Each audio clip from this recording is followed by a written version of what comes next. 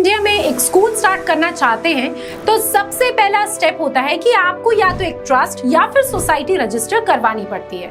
अब क्वेश्चन ये है कि कैसे डिसाइड करें कि एक स्कूल स्टार्ट करने के लिए ट्रस्ट रजिस्टर करना ज्यादा बेनिफिशियल होगा या सोसाइटी। देखिए, इस चीज पे हर इंसान के अलग ओपिनियंस होंगे और आपको सिलेक्ट करना है कि आपके लिए कौन सा ऑप्शन ज्यादा अच्छा रहेगा। तो आपका ये स्ट्रेस दूर करने के लिए और कॉम्प्लिकेशंस को थोड़ा कम करने के लिए मैं आज आपको ट्रस्ट और सोसाइटी के बारे में डिटेल में बताऊंगी।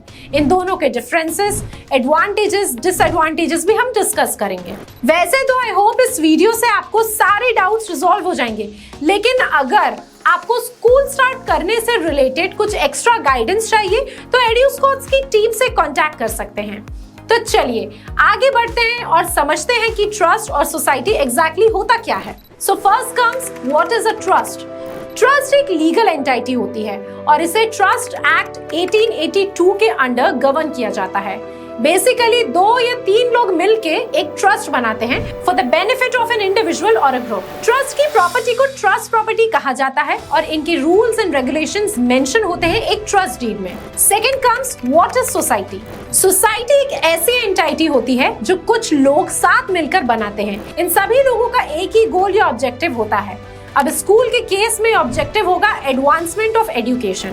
सोसाइटी इनकॉर्पोरेट करने के लिए आपको मिनिमम 7 मेंबर्स चाहिए। सभी मेंबर्स मेमोरेंडम ऑफ एसोसिएशन यानी कि MOA को साइन करते हैं और ये डॉक्यूमेंट रजिस्ट्रार ऑफ सोसाइटी के थ्रू रजिस्टर किया जाता है और सोसाइटी को फॉर्म या गवर्न किया जाता है सोसाइटीज रजिस्ट्रेशन एक्ट 1860 के अंडर। सोसाइटी का नाम, सारी डिटेल्स और मेंबर्स की डिटेल्स भी मेमोरेंडम ऑफ एसोसिएशन में ही मेंशन होती है। देखिए, अगर हम आइडियली समझे तो सोसाइटी एक बड़ी एसोसिएशन होती है, जैसे कि एक पब्लिक कंपनी या प्राइवेट कंपनी। तो अगर आप एक बड़ा सेकेंडरी स्कूल खोलना चाहते हैं तो आप सोसाइटी रजिस्टर करवा सकते हैं। वही ट्रस्ट 2-3 लोगों का एक छोटा एसोसिएशन होता है, जैसे कि पार्टनरशिप या LLP में होता है। तो अगर आप प्राइमरी स्कूल स्टार्ट कर रहे हैं तो आप ट्रस्ट भी रजिस्टर कर सकते हैं। लेकिन आपको ट्रस्ट रजिस्टर करना है या सोसाइटी, ये एक बहुत इंपॉर्टेंट डिसीजन है क्योंकि बाद में ये चेंज नहीं हो पाता। इसलिए आज ही एक सही डिसीजन लेना बहुत इंपॉर्टेंट है।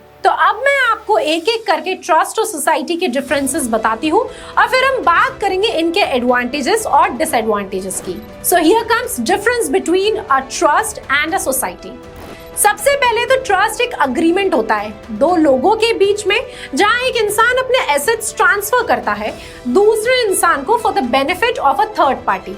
On the other hand society एक एसोसिएशन है जहां 7 या उससे ज्यादा लोग मिलकर किसी एक ऑब्जेक्टिव को पूरा करते हैं। ट्रस्ट के लिए मिनिमम 2 लोग चाहिए, इसलिए ट्रस्ट में डिसीजन मेकिंग इजी होता है क्योंकि सिर्फ 2 लोग आपस में डिसाइड करके कोई काम कर सकते हैं। और सोसाइटी रजिस्ट्रेशन के लिए मिनिमम 7 लोग रिक्वायर्ड हैं, इसलिए डिसीजन मेकिंग में भी टाइम लगता है क्योंकि सबका अप्रूवल रिक्वायर्ड होता है। ट्रस्ट का मेन डॉक्यूमेंट होता है ट्रस्ट डीड, whereas सोसाइटी का मेन डॉक्यूमेंट होता है MOA और रूल्स रेगुलेशंस। ट्रस्ट में ट्रस्टीज होते हैं और एक ही फैमिली के अलग अलग मेंबर्स भी ट्रस्ट में ट्रस्टीज बन सकते हैं।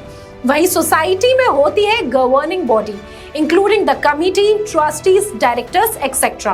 और एक ही फैमिली के अलग अलग मेंबर्स सोसाइटी की गवर्निंग बॉडी में शामिल नहीं हो सकते। ट्रस्ट को कोई ईयरली कंप्लायंसेस फॉलो नहीं करने होते। वही सोसाइटी को अपनी मैनेजिंग कमिटी के मेंबर्स की डिटेल्स जैसे कि नाम, ऑक्यूपेशन और एड्रेस हर साल रजिस्ट्रार के पास सबमिट करना होता है। एक और मेजर डिफरेंस ये है कि ट्रस्ट की प्रॉपर्टी ट्रस्टीज के नाम पे रजिस्टर होती है, लेकिन सोसाइटी की प्रॉपर्टी सोसाइटी के नाम पे ही रजिस्टर होती है। और अगर हम कॉस्ट ऑफ रजिस्ट्रेशन और एक्सपेंसेस की बात करें तो ट्रस्ट का कॉस्ट कम होता है as compared to society. Obviously क्योंकि सोसाइटी में मेंबर्स भी ज्यादा होते हैं, उनके ऑपरेशंस भी हाई स्केल पे होते हैं और ईयरली कंप्लायंसेस भी फॉलो करने होते हैं, इसलिए सोसाइटी का कॉस्ट ऑफ रजिस्ट्रेशन और ईयरली एक्सपेंसेस भी ज्यादा होंगे। तो अब बात करते हैं एडवांटेजेस एंड डिसएडवांटेजेस की। सबसे पहले समझते हैं कि ट्रस्ट के क्या क्या एडवांटेजेस होंगे। Easy setup. ट्रस्ट में क्योंकि मिनिमम 2 ही लोग चाहिए, इसीलिए ये इजीली सेटअप किया जा सकता है। प्राइवेसी एंड कंट्रोल, क्योंकि डिसीजन मेकिंग पावर भी कम लोगों के हाथ में होती है, इसलिए प्राइवेसी मेंटेन रहती है और बातें भी इजीली लीक नहीं होती। इसके अलावा पावर और कंट्रोल भी लिमिटेड लोगों के ही हाथ में रहता है। Cost saving. ट्रस्ट में टैक्स बर्डन कम होता है और कंप्लायंसेस भी नहीं फॉलो करने होते, इसलिए कॉस्ट सेविंग हो जाती है। टाइम सेविंग, ट्रस्ट में ना तो ज्यादा मेंबर्स होते हैं और ना डायरेक्टर्स होते हैं, इसीलिए कोई भी बोर्ड मीटिंग्स या जनरल मीटिंग्स बुलाने की भी रिक्वायरमेंट नहीं है, इसलिए काफी टाइम भी सेव होता है। Now here comes disadvantages of trust. तो हमने ट्रस्ट रजिस्ट्रेशन के एडवांटेजेस को देख लिया, लेकिन एक सही डिसीजन लेने के लिए डिसएडवांटेजेस जानना भी बहुत इंपॉर्टेंट है। तो देखते हैं ट्रस्ट के क्या क्या डिसएडवांटेजेस हो सकते हैं। रिजिडिटी, ट्रस्ट सिर्फ स्ट्रिक्टली चैरिटेबल पर्पसेस के लिए ही फॉर्म किए जा सकते हैं। कॉम्प्लेक्सिटी, अब यदि आपको लोन चाहिए तो ट्रस्ट को इतनी आसानी से लोन्स नहीं मिलते। इवन दिल्ली साइट 2 स्कूल बनाने के लिए प्रॉपर्टी भी सोसाइटीज को ही दी जाती है। लेस ट्रांसपेरेंसी, ट्रांसपेरेंसी मेंटेन करना डिफिकल्ट हो जाता है क्योंकि डिसीजन मेकिंग पावर लिमिटेड लोगों के पास होती है, इसलिए चीजें ट्रांसपेरेंट नहीं रहती। ऑटोक्रेसी, यूजुअली ट्रस्ट को 2 लोग ही चलाते हैं, इसलिए सिर्फ उनके ओपिनियंस ही मैटर करते हैं और डेमोक्रेटिक डिसीजन का कोई स्कोप नहीं रहता। अब हमने ट्रस्ट के एडवांटेजेस डिसएडवांटेजेस तो देख लिए, तो अब आगे बढ़ते हैं और समझते हैं कि सोसाइटी के क्या एडवांटेजेस और डिसएडवांटेजेस हो सकते हैं। Here comes advantages. Beyond charity, वैसे तो सोसाइटी का इनकॉर्पोरेशन भी चैरिटेबल पर्पसेस के लिए किया जाता है, लेकिन ये और भी पर्पसेस के लिए इनकॉर्पोरेट करी जा सकती है, जैसे एजुकेशन, प्रमोशनल या fund raising. Sharing of liabilities and profits, society के प्रॉफिट्स और लाइबिलिटीज को मेंबर्स में ही डिस्ट्रीब्यूट किया जाता है। Perpetual succession, same like a company, किसी मेंबर की डेथ या इंसॉल्वेंसी से सोसाइटी के ऑपरेशंस पे कोई फर्क नहीं पड़ेगा।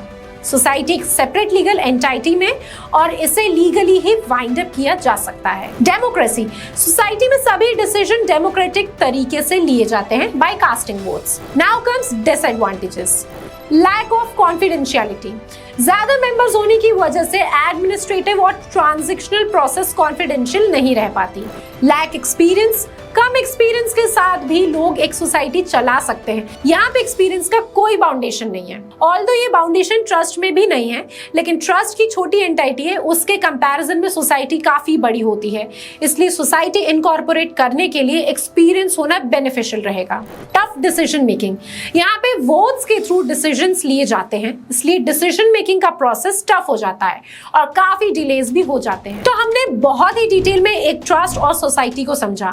आप ये पॉइंट समझ के अपनी नीड्स और रिक्वायरमेंट्स के अकॉर्डिंग ट्रस्ट या सोसाइटी रजिस्टर करवा के एक स्कूल खोल सकते हैं। अगर इसके अलावा आपको कोई डाउट हो तो आप मुझसे कमेंट सेक्शन में पूछ सकते हैं। तो जल्दी से डिसाइड करिए और एक स्कूल खोलने का प्रोसेस स्टार्ट कर दीजिए। एड्यूस्कॉट्स हमेशा आपके साथ है और हम आपकी हर स्टेज पे हेल्प करेंगे, जैसे कंसल्टेंसी, मार्केटिंग या फिर हम आपको स्मार्ट बोर्ड्स, लैब इक्विपमेंट्स वगैरह भी सब प्रोवाइड करते हैं। आई होप आपको वीडियो पसंद आया होगा, so stay tuned for next video. Till then take care and thank you for watching.